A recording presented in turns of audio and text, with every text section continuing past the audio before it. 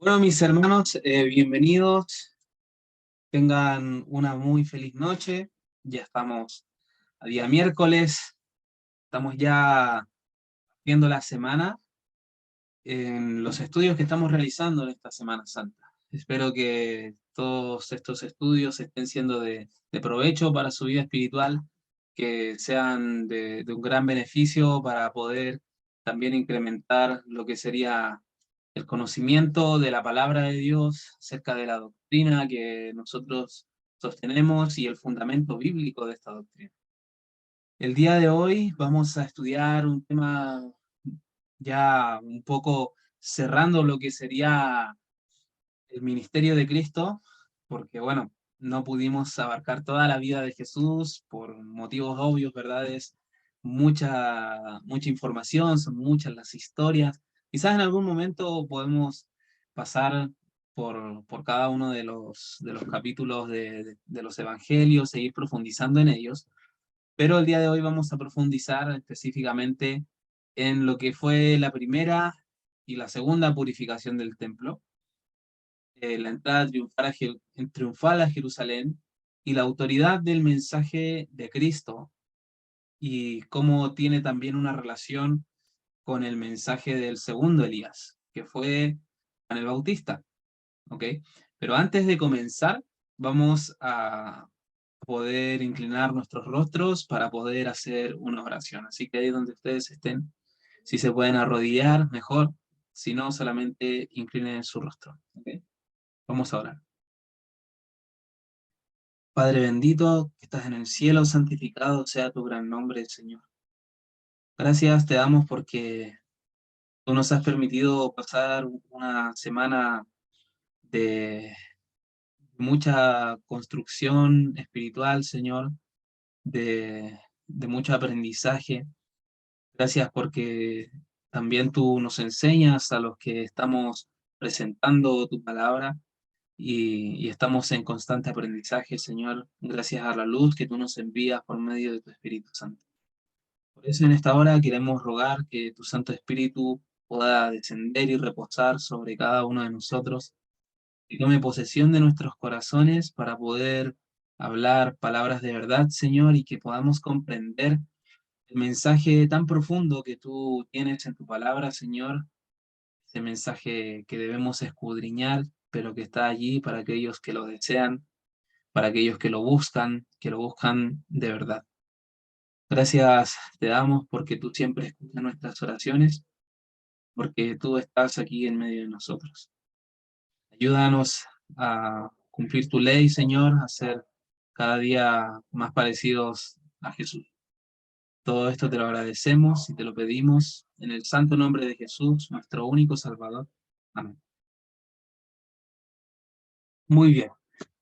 Les voy a compartir ya la presentación. Eh,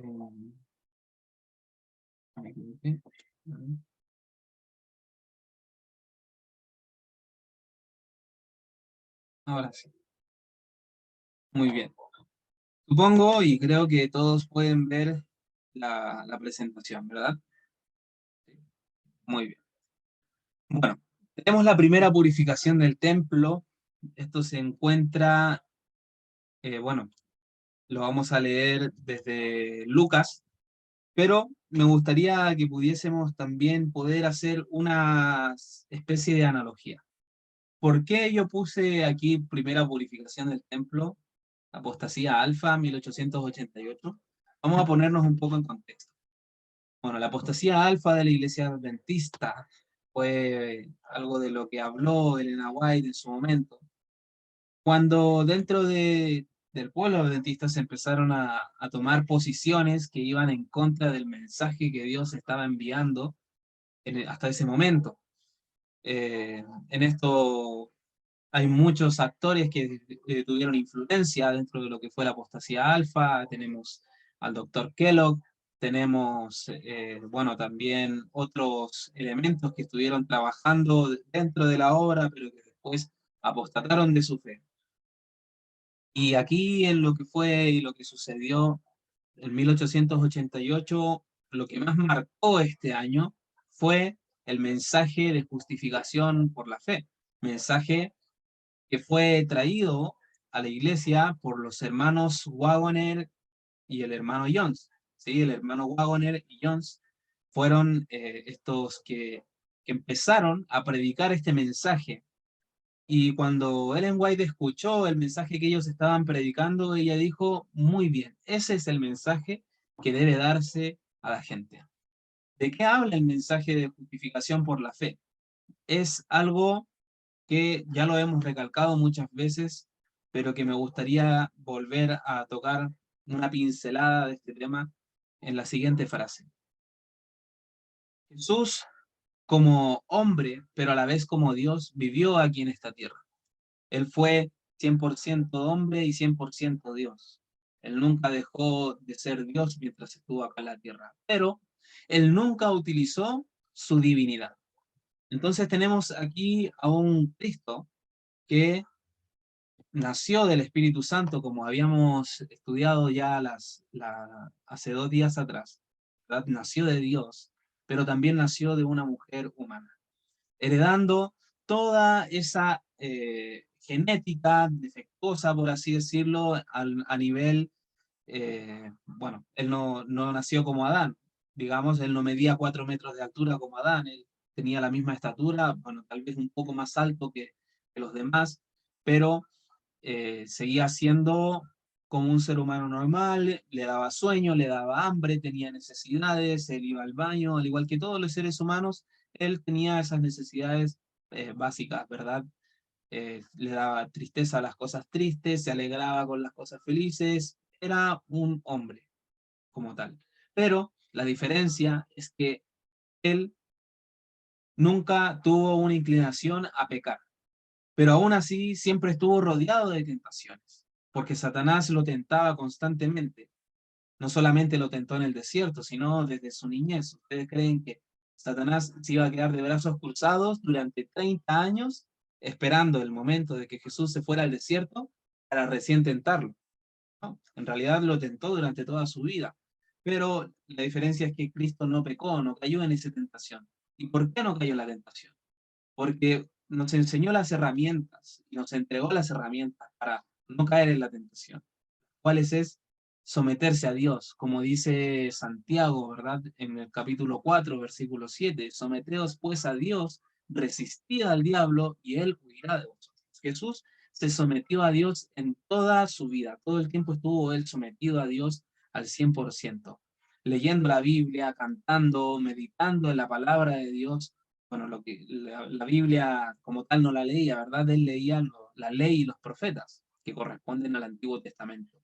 Y de esa manera él pudo conocer la doctrina de Dios, no enseñada por los eruditos, por todos esos judíos que eran doctores de la ley y de los profetas, sino aprendió en las piernas de María, su madre, que le enseñó a leer, ¿verdad? Le enseñó a escribir, como toda madre haría, y además él también, a partir de cierto momento, empezó a leer por él mismo las escrituras y de esa manera, guiado y enseñado por el Espíritu Santo, pudo llegar al conocimiento de lo que era la verdad, pudo llegar al conocimiento de quién es Dios en realidad reflejado en la ley y los profetas.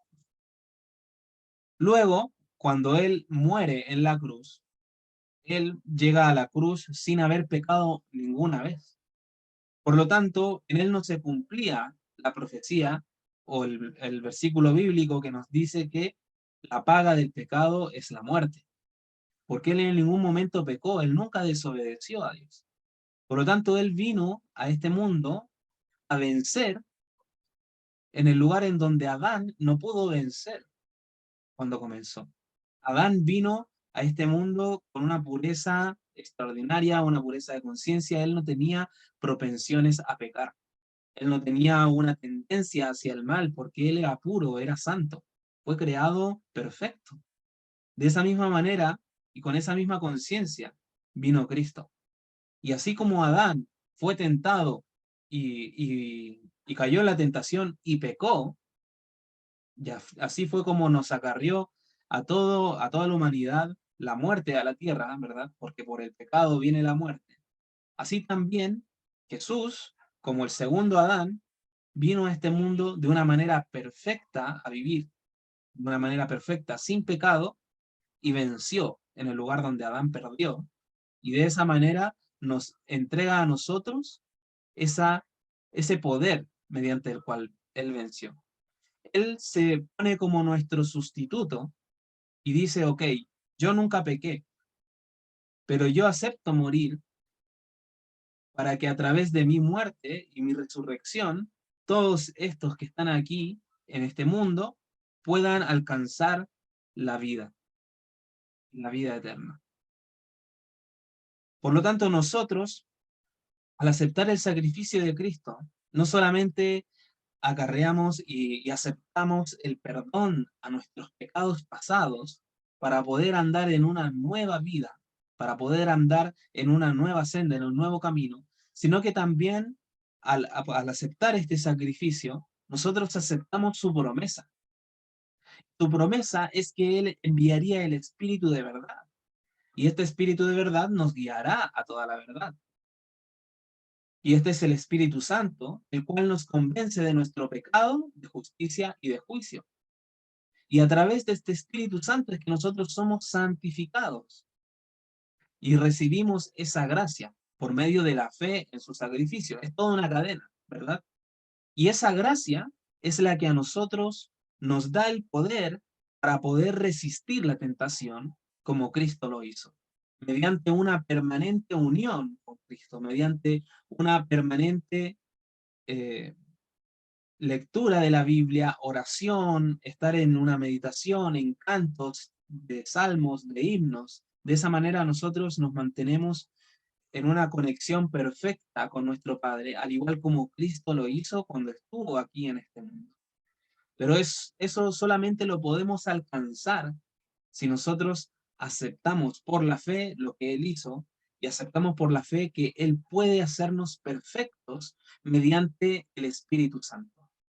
Y de esa manera se complementa la fe y las obras. Las obras que nosotros podamos hacer, no solamente las buenas obras de, no sé, ayudar a alguien, a los pobres, a las viudas, no solamente esas obras, sino las obras de obediencia que nosotros podemos tener hacia la palabra de Dios, son un perfecto reflejo de nuestra fe, porque a través de nuestra fe hemos alcanzado la santificación. Santificación del espíritu, santificación del cuerpo, y hemos sido apartados para poder cumplir fielmente con la parte que Dios quiere que nosotros cumplamos en este mundo. Ese, mis amigos, en resumen, es el mensaje de justificación por la fe. Somos justificados, pues, por la fe, como dice el versículo bíblico. Y esto fue lo que en muchos estudios analizaron Waggoner y Jones en 1888. Pero a partir de ese momento se empieza a causar una división dentro de lo que eran los líderes y los dirigentes de la iglesia adventista.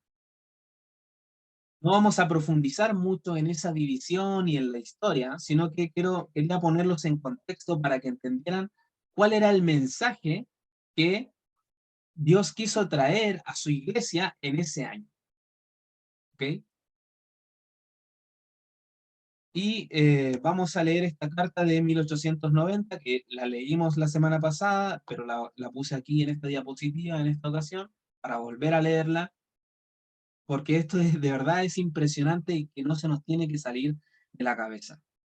Queremos entender el tiempo en el cual vivimos, no lo entendemos ni a medias, no lo hemos internalizado ni a medias.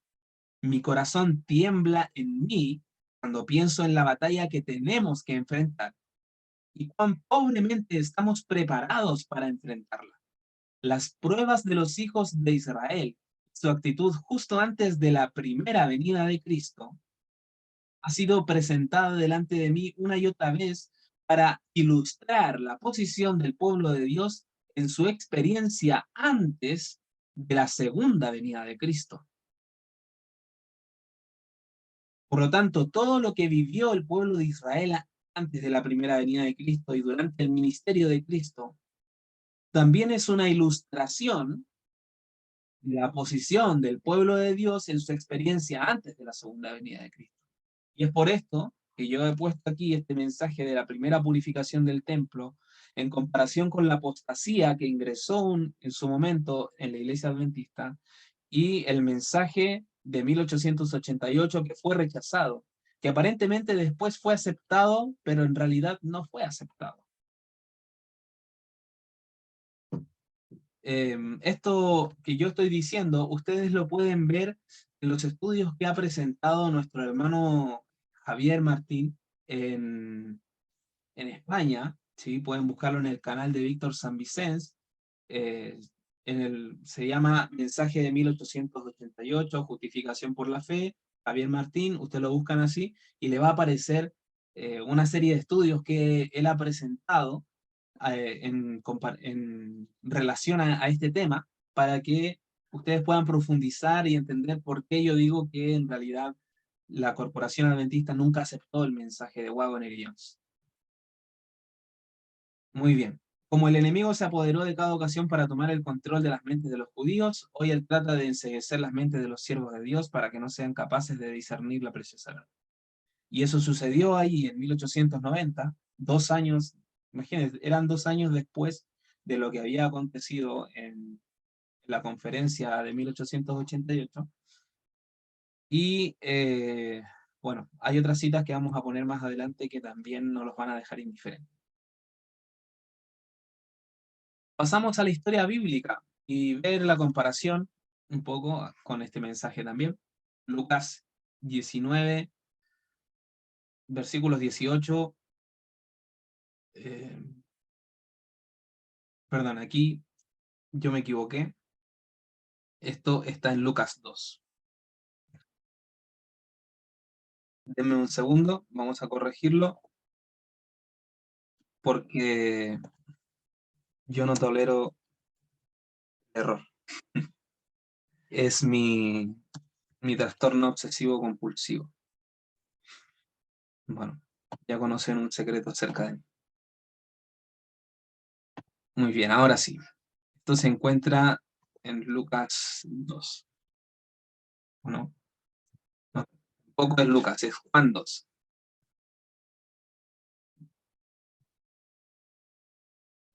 Bueno, es de humanos equivocarse, ¿verdad? Bueno, Juan 2, versículos 13 al 22 dice, estaba cerca la Pascua de los judíos, subió Jesús a Jerusalén y halló en el templo a los que vendían bueyes, ovejas y palomas, y a los cambistas allí sentados, y haciendo un azote de cuerdas, echó fuera del templo a todos, y las ovejas y los bueyes, y esparció las monedas de los cambistas, y volcó las mesas, y dijo a los que vendían palomas, quitad de aquí esto, y no hagáis de la casa de mi padre casa de mercado. Entonces se acordaron sus discípulos que está escrito, el celo de tu casa me consume. Y los judíos respondieron y le dijeron, ¿qué señal nos muestras ya que haces esto? Respondió Jesús y les dijo, destruid este templo y en 3 días lo levantaré. Dijeron luego los judíos, en 46 años fue edificado este templo, y tú, ¿en 3 días lo levantarás? Mas él hablaba del templo de su cuerpo. Por tanto, cuando resucitó de entre los muertos, sus discípulos se acordaron que había dicho esto y creyeron la escritura y la palabra que Jesús había dicho. Bueno, aquí vemos algo muy interesante que sucede en el tiempo de Jesús, ¿verdad? Vemos cómo estaban todos corrompidos, ¿verdad? La parte de afuera del templo estaba siendo profanada por todos estos vendedores, todas estas personas que estaban allí haciendo de las suyas. Y, y en realidad, cuando entra Jesús y ve toda esta situación, más que darle gusto, en realidad le dio rabia, ¿verdad? Un celo santo se apoderó de él y en ese momento él empieza y agarra estas cuerdas, este azote de cuerdas y empieza a correr a todos los que están ahí, dando vueltas a las mesas, bueno, ya como leímos anteriormente. Esta purificación que Jesús hace tiene una similitud con el mensaje que se estaba entregando en ese momento de 1888. Vamos a leer un par de citas de Ellen White que nos dejan bien clara esta situación. Esto nosotros lo podemos encontrar en el deseado de todas las gentes, para que después ustedes, si quieren, pueden leer este capítulo y bueno, ver la profundidad de lo que se habla ahí. Pero nosotros vamos a tocar solamente un par de citas, voy a tratar de no extenderme demasiado. Dice así: Cristo vio algo que debía hacerse. Habían sido impuestas numerosas ceremonias al pueblo, sin la debida instrucción acerca de su significado. Los adoradores ofrecían sus sacrificios sin comprender que prefiguraban al único sacrificio perfecto. Y entre ellos, sin que se le reconociese ni honrase, estaba aquel al cual simbolizaba todo el ceremonial. Él había dado instrucciones acerca de las ofrendas, comprendía su valor simbólico y veía que ahora habían sido pervertidas y malinterpretadas. El culto espiritual estaba desapareciendo rápidamente. Ningún vínculo unía a los sacerdotes y gobernantes con su Dios. La obra de Cristo consistía en establecer un culto completamente diferente. Con mirada escrutadora, Cristo abarcó la escena que se extendía delante de él mientras estaba de pie sobre las gradas del atrio del templo. Con mirada profética vio el futuro, abarcando no solo años, sino siglos y edades. Vio cómo los sacerdotes y gobernantes privarían a los menesterosos de su derecho y prohibirían que el evangelio se predicase a los pobres. Vio cómo el amor de Dios sería ocultado de los pecadores y los hombres traficarían con su gracia. Bueno, todo esto se vio, ¿verdad?, a través de la Iglesia Católica, cuando cobraban por el perdón de los pecados, cobraban para sacar a tu familia del infierno o sacarlos del purgatorio, en fin, ¿verdad? Ellos así es como construyeron todas sus grandes catedrales y la Basílica de San Pedro y toda esa riqueza que ellos tienen, la obtuvieron así, a costa de vender el Evangelio. Al contemplar la escena, la indignación, la autoridad y el poder se expresaron en su semblante. La atención de la gente fue atraída hacia él. Los ojos de los que se dedicaban a su tráfico profano se clavaron en su rostro. Podían retraer la mirada. Sentían que este hombre leía sus pensamientos más íntimos y descubría sus motivos ocultos. Algunos intentaron esconder la cara, como si en ella estuviesen escritas sus malas acciones para ser leídas por aquellos ojos escrutadores. Bueno, sin duda que es una escena bastante fuerte. Me imagino haber estado ahí en ese momento, ver a Cristo y el rostro de Cristo cómo resplandecía. Bueno, la cita siguiente no la voy a leer por completo, voy a leerles después la siguiente, pero sí nos dice, si ustedes leen después la cita completa, nos dice que el rostro de Cristo resplandecía y que pudieron ver la divinidad debajo de su humanidad, como que por un momento surgió esa divinidad de Cristo a través de la humanidad. Tiene que haber sido una escena bastante poderosa para todos los que estuvieron allí, también para los discípulos, también para aquellos que estaban allí como sacerdotes, todos los que, bueno, sabemos que estaban haciendo las cosas mal y de alguna u otra manera fueron reprendidos por esta actitud de Jesús. Sigamos leyendo la cita, porque aquí va la parte que les hablaba. En la purificación del templo, en que no alcanzo a leer, en la purificación del templo, Jesús anunció su misión como Mesías y comenzó su obra. Aquel templo, erigido para morada de la presencia divina, estaba destinado a ser una lección objetiva para Israel y para el mundo. Atención a esto. Desde las edades eternas había sido el propósito de Dios que todo ser creado, desde el resplandeciente y santo serafín hasta el hombre, fuese un templo para que en él habitase el Creador. A causa del pecado, la humanidad había dejado de ser el templo de Dios. Ensombrecido y contaminado por el pecado, el corazón del hombre no revelaba la gloria del ser divino. pero por la encarnación del Hijo de Dios se cumple el propósito del cielo. Dios mora en la humanidad y mediante la gracia salvadora, el corazón del hombre vuelve a ser su templo. ¿Cómo es que se logra que el corazón del hombre sea un templo? Mediante la gracia salvadora. Con la encarnación del Hijo de Dios se cumple este propósito, porque Él nos enseña y nos da esa capacidad, esa fuerza para vencer, como explicaba al principio de lo que es el mensaje de justificación por la fe. Dios quería que el templo de Jerusalén fuese un testimonio continuo del alto destino ofrecido a cada alma, pero los judíos no habían comprendido el significado del edificio que consideraban con tanto orgullo. No se entregaban a sí mismos como santuarios del Espíritu Divino. Los atrios del Templo de Jerusalén, llenos del tumulto de un tráfico profano, representaban con demasiada exactitud el templo del corazón, contaminado por la presencia de las pasiones sensuales y de los pensamientos profanos. Limpiar el templo de los compradores y vendedores mundanales, Jesús anunció su misión de limpiar el corazón de la contaminación del pecado, de los deseos terrenales, de las concupiscencias egoístas, de los malos hábitos que corrompen el alma. ¿Cómo es que nosotros podemos arrancar todas estas concupiscencias egoístas, estos malos hábitos, estos deseos terrenales que nos corrompen? Mediante Cristo, ¿verdad? Aceptando por la fe a Cristo en nuestra vida, Él entra en nuestro corazón a través del Espíritu Santo. Nosotros somos habilitados, al igual como Él, de ser perfectos. También nosotros podemos alcanzar esa perfección. Hoy en día, lamentablemente, esto no se enseña de los púlpitos. Sigamos leyendo lo que nos habla. Vendrá a su templo, esto está en Malaquías capítulo 3.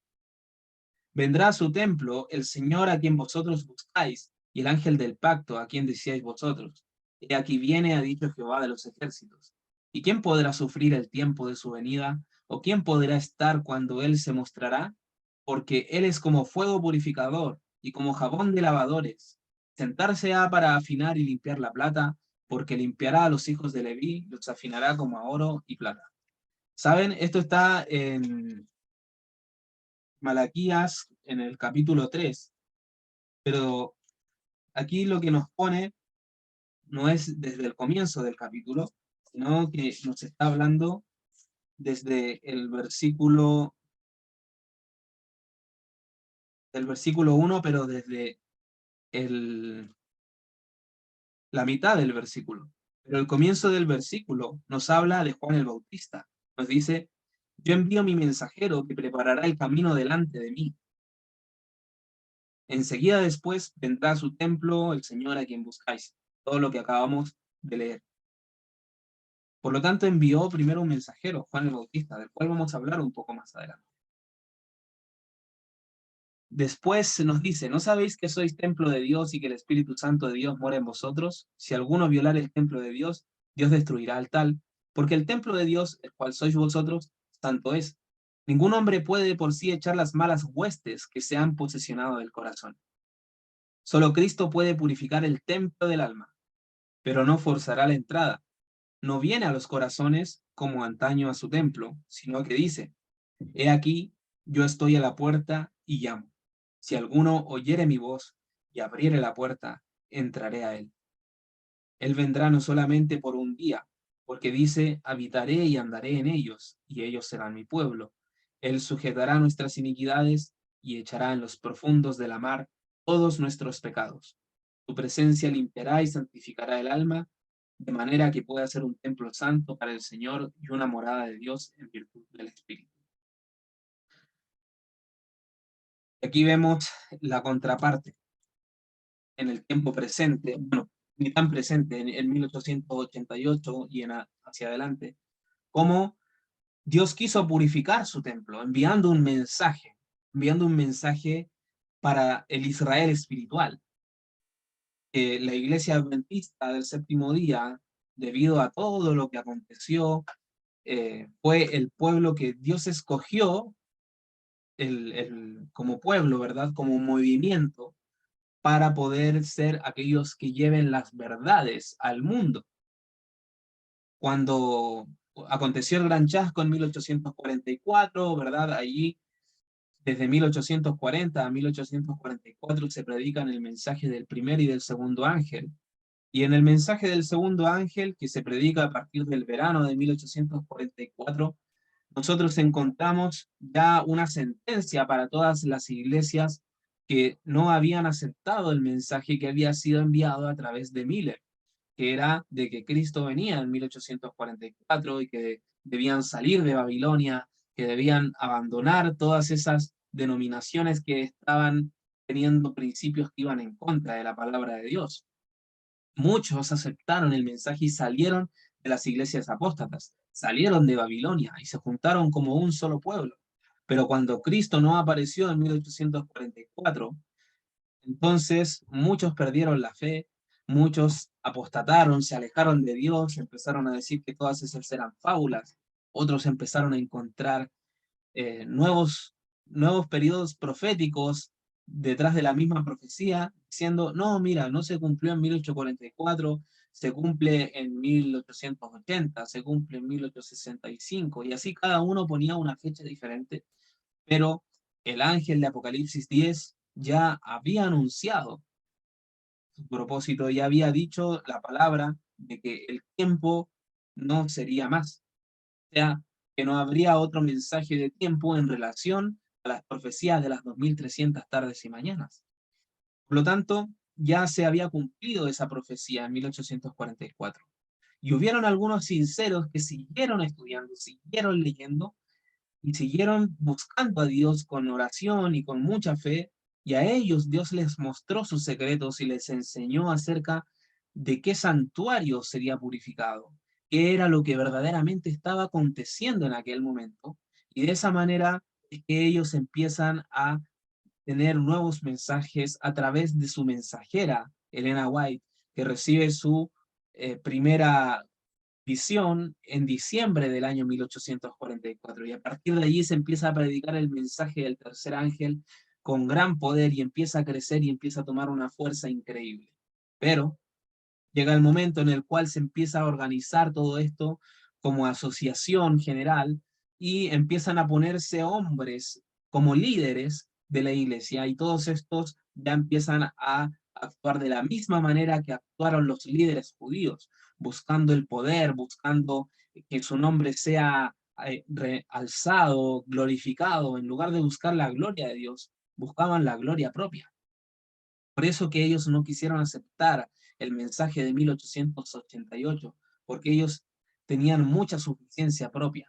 Ellos decían que, como dice, no creían que el Espíritu de Dios era el que los santificaba. Ellos no creían que Cristo era el que podía purificar el templo de su alma. Y ya vamos a ver algunas otras cosas sobre el tema de la apostasía omega, de la apostasía alfa. Em, pero hay algo que quisiera hacer como un paréntesis dentro de lo que está acá, que está en paralelismo con el mensaje del cuarto ángel. Sabemos que Cristo viene el 2031, cuando ya estemos en el tercer milenio, ¿verdad? En Tishrui. Y aquí nos habla acerca de destruir el templo y en 3 días lo levantaré. Sabemos que eh, cuando se destruyó el templo de Cristo, el cuerpo de Cristo, fue en el año 31.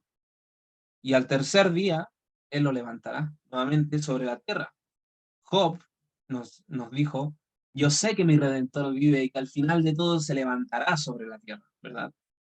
Y aquí vemos nuevamente el templo, ese Cristo, y también nosotros como templo de Cristo, como iglesia, porque nosotros somos la iglesia, somos el cuerpo de Cristo. Cristo es la cabeza, nosotros el cuerpo. Por lo tanto, Él levantará el cuerpo, levantará su templo, levantará su iglesia, todos los que constituimos su templo. Esto es algo muy interesante de estudiar y analizar, se los dejo ahí como picando para que ustedes puedan profundizar en este estudio. Y aquí donde dice destruir este templo. ¿Saben? Aquí ellos pensaban que estaba hablando del templo físico, Pero aún así, también fueron ellos los que destruyeron el templo de Jerusalén. Fueron los judíos los que destruyeron el templo de Jerusalén.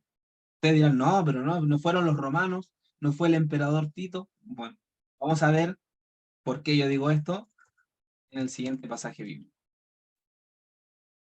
Tenemos esta cita de Ellen White sobre la apostasía alfa.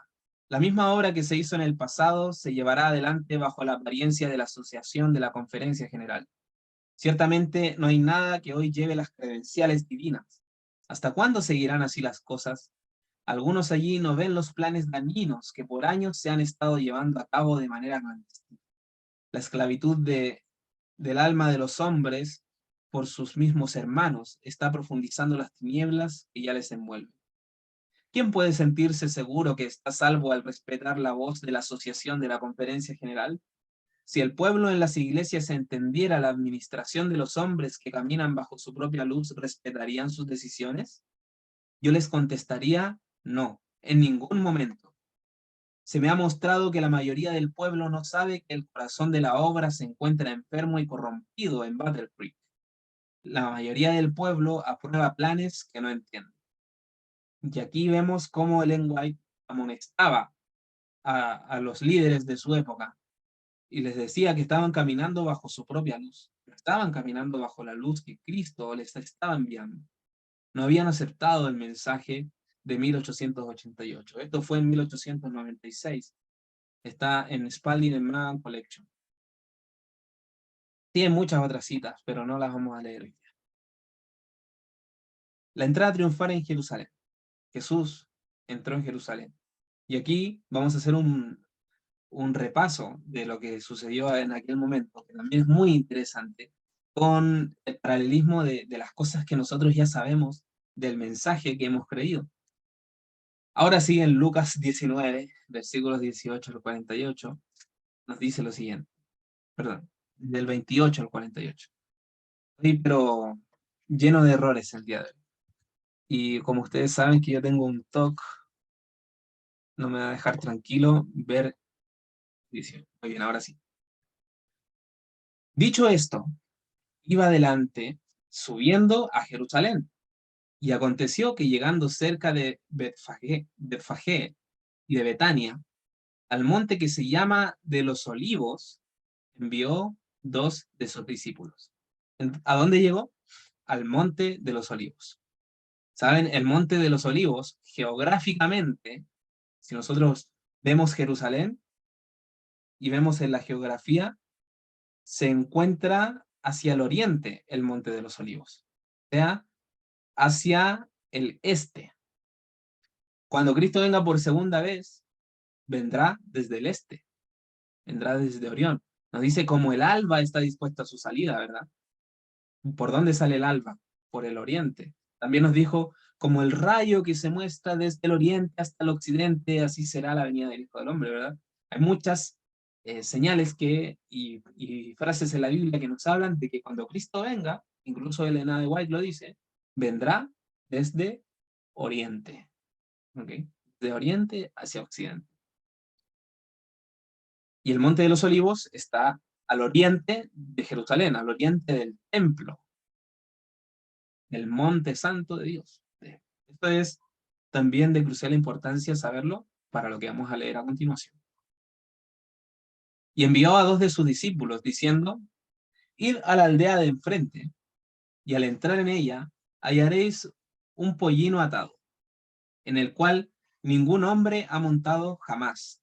Desatadlo y traedlo. Y si alguien os preguntare por qué lo desatáis, le responderéis así, porque el Señor lo necesita. Así, súper simple, ¿no? Fueron los que habían sido enviados y hallaron como les dijo. Y cuando desataban el pollino, sus dueños dijeron, ¿por qué desatáis el pollino?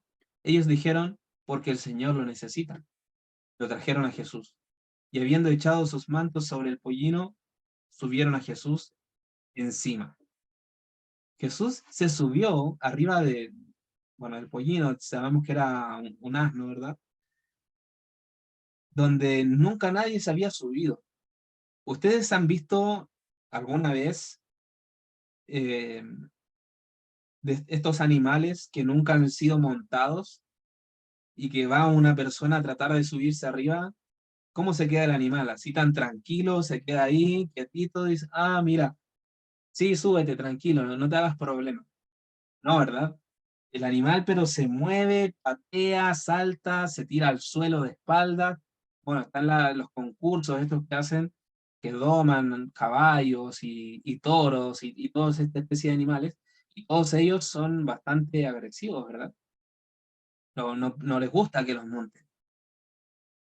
Y aquí, este animal que nunca había sido montado, viene y permite que Jesús lo monte. Es algo, pero increíble, ¿verdad? Cómo la naturaleza, hasta ese burro, sabía quién era el que tenía enfrente. Y todos aquellos líderes religiosos que eran tan supuestamente sabelotodos y tan inteligentes, que tenían idea de quién estaba enfrente de ellos. Increíble. Cuando llegaban ya cerca de la bajada del Monte de los Olivos, o sea, bajaron del Monte de los Olivos, toda la multitud de los discípulos, gozándose, comenzó a alabar a Dios a grandes voces por todas las maravillas que habían visto, diciendo, bendito el Rey que viene en el nombre del Señor, paz en el cielo y gloria en las alturas. Entonces algunos de los fariseos de entre la multitud le dijeron, Maestro, reprende a tus discípulos. Y él respondiendo les dijo, os digo que si estos callaran, las piedras clamarían. ¿Y se acuerdan de la cita que leímos hace 2 días de Ellen White, cuando habla de esta escena y después dice, pero la profecía debía cumplirse? Y después dice, he aquí yo envío a Elías el profeta antes que venga el día grande y terrible del Señor.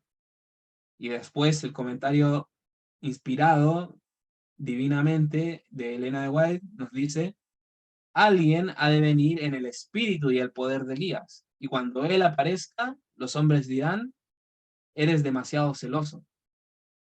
No interpretas las escrituras de la debida manera. Permíteme enseñarte cómo debes predicar tu mensaje. Y nos está hablando de esta escena.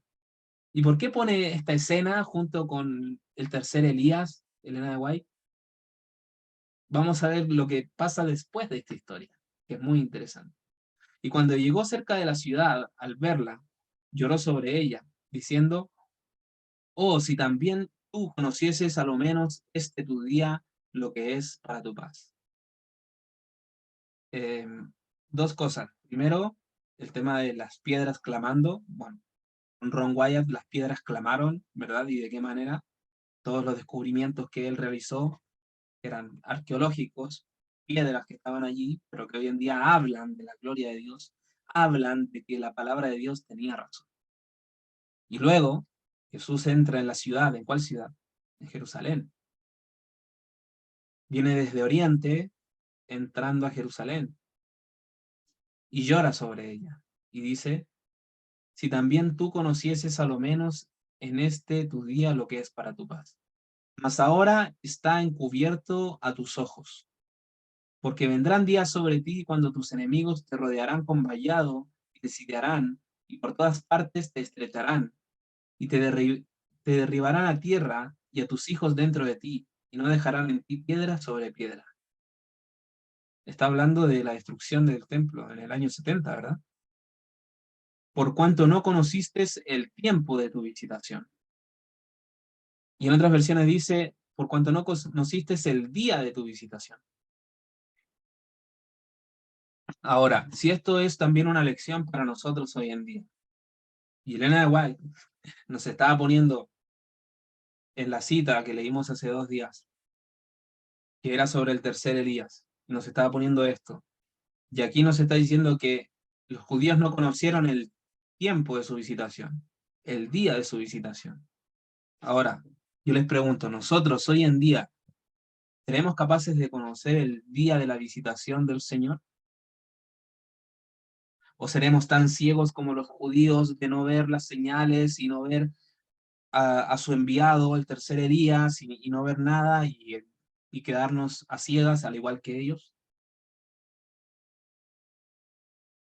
Luego de esto, si ven, son versículos seguidos, Lucas 19, 28 al 48, y tenemos, perdón, es del 18 al 44. Estoy pero a full, cometiendo errores, pero bueno, arreglo rápidamente para que no sea descrédito. ¿Ustedes me escuchan bien? Porque aquí parece que me dejaron un mensaje como que se escuchaba mal. Sí, se escucha bien. Ah, Sí, todo perfecto. bien. Muchas gracias. Muchas gracias. Listo. Lucas 19, 45 al 48, la continuación de la historia que leímos recién. Nos dice, y entrando en el templo, o sea, viene esa entrada triunfal, ¿verdad? Y Jesús llora sobre la ciudad, viendo todo lo que estaba sucediendo. Y entrando en el templo, comenzó a echar fuera a todos los que vendían y compraban en él, diciéndoles, escrito está, mi casa es casa de oración, mas vosotros la habéis hecho cueva de ladrones. Y enseñaba cada día en el templo, pero los principales sacerdotes y los escribas y los principales del pueblo procuraban matarle, y no hallaban nada que pudiera hacerle, porque todo el pueblo estaba en suspenso oyéndole. Bueno, aquí nuevamente hace una purificación del templo, la segunda purificación del templo. Y aquí yo he puesto apostasía omega 2001. ¿Qué acontece en el 2001? Bueno, mis hermanos, en el año 2000, la Iglesia Adventista del Séptimo Día firma un pacto, firma un tratado con la Iglesia Católica de no agresión. ¿Qué significa esto? Que la Iglesia Adventista no puede llamarles bestia de Apocalipsis a la Iglesia Católica, y la Iglesia Católica no puede decirle a la Iglesia Adventista secta. Y aquí se firma un tratado. Pero este tratado no venía que de la nada le surgió. Son años y años y años de concilios ecuménicos, de acercamientos ecuménicos que hubo entre los líderes adventistas que fueron infiltrados por los jesuitas, por eso es que se acercaron, y los líderes de la iglesia romana. Y esto es lo que se llama, mis amigos, apostasía omega, y Ellen White habló sobre la apostasía omega. Y dentro de esa apostasía se realizaron muchas cosas. Por ejemplo, esta medalla de oro que eh, el doctor Bert B. Beach había trabajado por más de 25 años como célebre representante y director de Relaciones Públicas y Libertad Religiosa de la Asociación General Adventista, obvio, y dio una medalla de oro al Papa Pablo VI. Esta es la medalla de oro que le dieron, ¿verdad? Aquí, The Seventh Day Adventist Church, la Iglesia Adventista del Séptimo Día, y nos pone aquí el cuarto mandamiento, recuerda el sábado para hacerlo santo, como si el Papa no supiera que el día sábado es el día santo de Dios y no el domingo, pero bueno, una medalla de oro, mis hermanos. ¿Quién se le regala medallas de oro?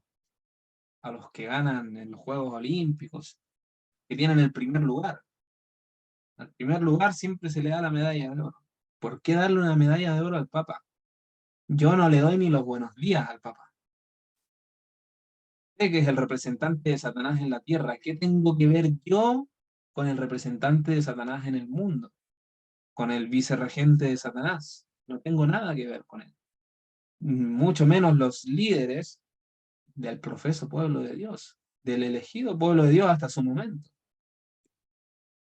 Y el Papa también le regaló una medalla a la iglesia adventista, ¿verdad? Algunos líderes. Y nos dice, durante la visita a la Comisión de Estudio de Religiones, la iglesia ha estado para una Italia. Sus miembros disfrutaron de una audiencia general con el Papa en San Pedro. Posteriormente, los miembros de la comisión conversaron rápidamente con el Papa. Desde la izquierda, o sea, desde aquí hasta allá, Pierre Lanares, secretario de Libertad Religiosa de la División Sur Europea, Ronald R. Hedstad, editor de la revista Liberty, y Leif K.R. Toblasen, de la Universidad de Andrew. El Papa los visitó, y en este foro está presentado el doctor Toblasen con una medalla de recuerdo. Bonito, ¿no? Como intercambian ahí recuerdos entre ellos. Inversiones económicas con el dinero de los feligreses. Este es el mismo problema que existe hoy en la conferencia general. Ellos invierten dinero en patentes y otras inversiones mundanas, tal como lo hace la corporación del mundo como la Toyota, Kmart, etc. Se cree que la Iglesia tiene actualmente más de 2.000 millones de dólares invertidos en estas inversiones mundanas. Esto hace varios años atrás, todos estos archivos. En 1987 ellos tenían un promedio de 550 millones de dólares invertidos en estos mejoramientos modernos, como le llama la hermana White.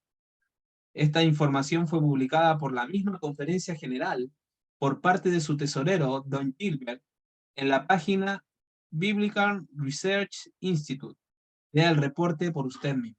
Bueno, ese link ya no existe, sabemos por razones obvias que ya no va a estar publicado, pero esto era más o menos lo que indicaba ese informe. Vemos aquí cómo invierten en diferentes marcas reconocidas, que no las voy a mencionar porque no sé si me vayan a bajar el video, si las menciono, porque son muy poderosas, pero invierten acciones. 130.5 millones en estas empresas que yo estoy señalando aquí con el cursor rojo, ya ustedes están viendo. También esta clase de inversión se hace en el gobierno federal. El gobierno puede usar el dinero para armamento, guerra o cualquier otra cosa que le plazca. ¿Les imagina su diezmo en Irak? Bueno, hoy en día en Ucrania. Bueno, ahí tenemos 168 millones invertidos en eso. Dinero invertido en bancos por poco tiempo, de intereses, inversiones en propiedades y bienes raíces, bueno, etcétera. La religión de Cristo está en peligro, está siendo mezclada con mundanalidad, reglas mundanales están tomando el lugar de la verdadera piedad y sabiduría que viene de lo alto. Y Dios va a retirar su mano prosperadora de la conferencia. Dios va a retirar su mano prosperadora de la conferencia general adventista. ¿Acaso el arca del pacto va a ser removida de este pueblo? ¿Acaso los ídolos van a ser traídos dentro? ¿Acaso falsos principios y falsos preceptos son traídos dentro del santuario? ¿Acaso el anticristo será respetado? ¿Acaso las doctrinas verdaderas y los principios que Dios nos dio, los que nos han hecho lo que somos, serán ignorados? ¿Acaso los instrumentos de Dios, la casa publicadora, se vuelven una mera institución mundanal y política? A esto es directamente donde el enemigo nos está llevando a través de hombres ciegos no consagrados. Esto fue escrito por Ellen White en Consejos para Escritores y Editores. Nosotros sabemos que adventistas del séptimo día no consagrados, quienes tienen un conocimiento de la verdad, pero que se han unido con el mundo, van a separarse completamente de la fe, escuchando espíritus seductores. El enemigo gustosamente atraparlos con persuasión para guiarlos a hacer guerra contra el pueblo de Dios. Una proporción de estos, que se suponen ser genuinos, van a escuchar espíritus seductores y se van a volver traidores y van a traicionar las verdades sagradas. Ellos van a mostrarse como nuestros peores perseguidores.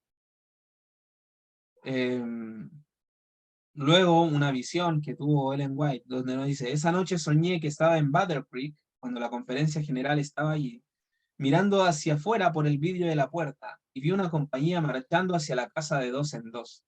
Ellos se veían decididos y determinados. Yo los conocía bien y volteé para abrir la manija de la puerta para recibirlos. Pero pensé, voy a ver de nuevo. La compañía ahora presentaba la apariencia de una procesión católica. Uno llevaba una cruz y el otro una caña, y conforme se acercaban al que cargaba la caña, hizo un círculo alrededor de la casa diciendo 3 veces, esta casa está condenada. Los bienes deben ser confiscados. Ellos han hablado contra nuestra santa orden. ¿Cuál es la santa orden? La de los jesuitas. Ellos se hacen llamar la santa orden.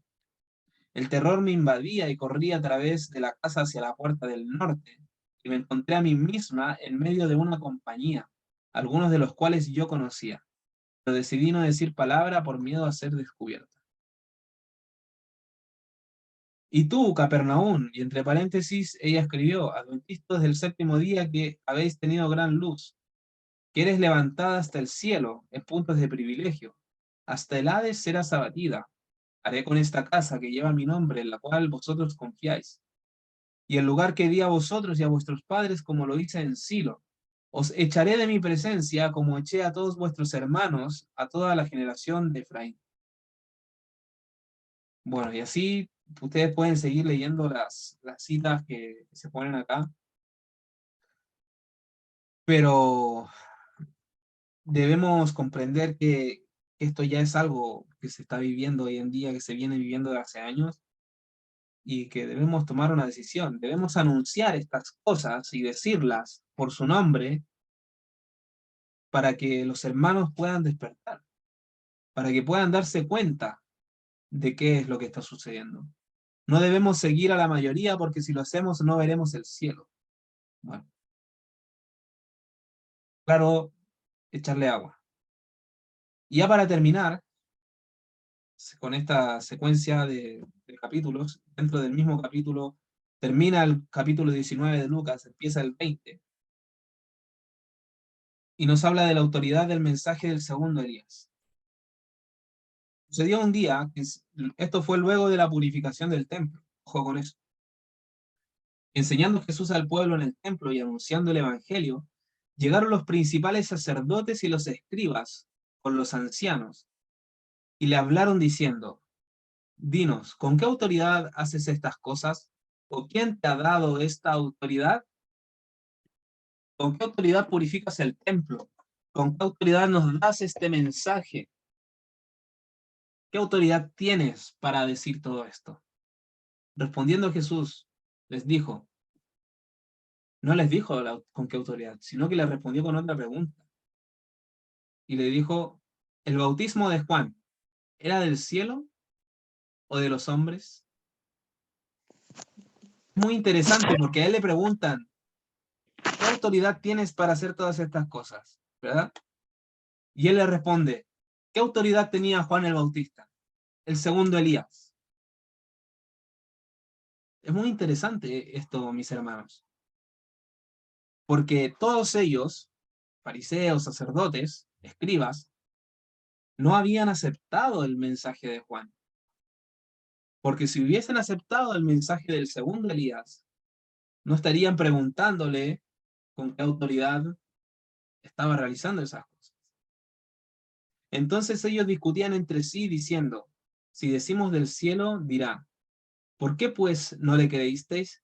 Y si decimos de los hombres, todo el pueblo nos apedreará, porque están persuadidos de que Juan era profeta. Ellos estaban ahí en una encrucijada, ¿verdad? Porque justamente si decían, mira, viene de Dios el bautismo de Juan, y Jesús le hubiese respondido, entonces, ¿por qué no le creíste cuando él estaba predicando? Porque hasta ese momento Juan estaba muerto, ya había muerto. Estábamos en los momentos previos a la crucifixión de Jesús. Y si decían que era de los hombres, el pueblo se les iba a ir encima porque el pueblo pensaba que Juan el Bautista era un profeta. ¿Por qué pensaba el pueblo que Juan el Bautista era un profeta? Ah, porque se les ocurrió así de la nada. Porque también los discípulos de Juan, los discípulos de Jesús, el mismo Jesús, enseñaban estas cosas. Les hablaban de las profecías. También desde el mismo sacerdocio de Zacarías, padre de Juan, se manifestó que Juan sería un profeta, o sea que ya era algo que se sabía desde que él era muy niño. Por eso él fue criado y vivió en lugares desiertos, hasta que tuvo que mostrarse. Respondieron que no sabían de dónde fuese. Le dijeron, no sabemos. Entonces Jesús les dijo, yo tampoco os diré con qué autoridad hago estas cosas. Y es muy genial la respuesta de Cristo. Para mí, para mí Cristo es un crack. Que las respuestas que él tenía eran como, no sé, bueno, el Espíritu Santo lo inspiraba, ¿verdad? Pero los fariseos y los sacerdotes esto le dicen a Jesús, mira, no sabemos, pero en realidad sí sabían. Entonces Jesús les dijo, bueno, yo tampoco les quiero decir, porque lo que en realidad pensaban los fariseos en su mente, los sacerdotes, era, mira, no te queremos decir. Y lo que les dijo Jesús, él le dijo, bueno, yo tampoco les quiero decir. Es muy interesante esa respuesta que les da. Bueno, más allá de eso, ¿qué piensan ustedes si los sacerdotes que no aceptaron el mensaje de Juan crucificaron a Jesús y se perdieron? ¿Qué pasará con aquellos que rechacen el mensaje del tercer Elías? ¿Cuál es la autoridad del mensaje del tercer Elías? ¿Tiene autoridad en tu vida?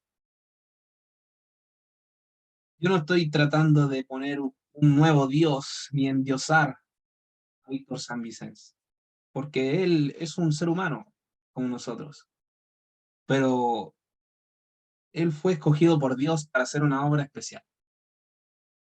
Y aquel que lo quiera ver, gloria a Dios. Y si no lo quieres ver, bueno, tu propia sangre está sobre tu cabeza. Se han mostrado las evidencias, se han mostrado las pruebas. De ahí cada uno que también tiene que hacer su tarea, su trabajo, e investigar, profundizar y ver si verdaderamente este mensaje viene de Dios o no. Pero Cristo viene en el 2031 y hoy en día hemos de conocer el día de nuestra visitación, el tiempo de nuestra visitación. En el año 2001 comenzó el juicio de los vivos. A raíz de todo lo acontecido, el juicio de los vivos comenzó sobre la casa, bueno, la casa de Israel, del Israel moderno, empezó a ser juzgada. Y cumpliéndose la profecía de Daniel, perdón, de Ezequiel 9, hemos de preparar nuestros corazones, de limpiar el templo de nuestro corazón, porque Cristo viene pronto. No sabemos cuándo vendrá sobre nosotros la hora de ser juzgados. Y si no nos afinamos y no hacemos las cosas como deben hacerse y no decimos las cosas como deben decirse, vamos a ser hallados faltos. Debemos entender de que hay un mensaje para la humanidad. Hay un líder que está guiando y preparando al pueblo para el encuentro con Dios. Y debemos entender de que esto es así y debemos de tomar una decisión. Cada uno sabe en su corazón qué decisión va a tomar al final. Pero bueno, eso es personal. Las pruebas se dieron y cada uno sabrá lo que hace. De aquí en adelante, pedirle a Dios que nos ayude a aceptar su mensaje, a aceptar la justificación por la fe, a vivir la justificación por la fe. Y cada uno tendrá que elegir en su corazón si Dios es Dios, seguirle, y, y si no, ir detrás de las cosas del mundo o seguir en las denominaciones en las que están, donde se predica el error, pero ya la decisión la toma cada uno y nosotros hemos cumplido con entregar el mensaje. Bueno, mis hermanos, vamos a terminar con una oración para que cada uno pueda seguir allí en sus labores. Cada uno donde está que pueda inclinar el rostro para orar.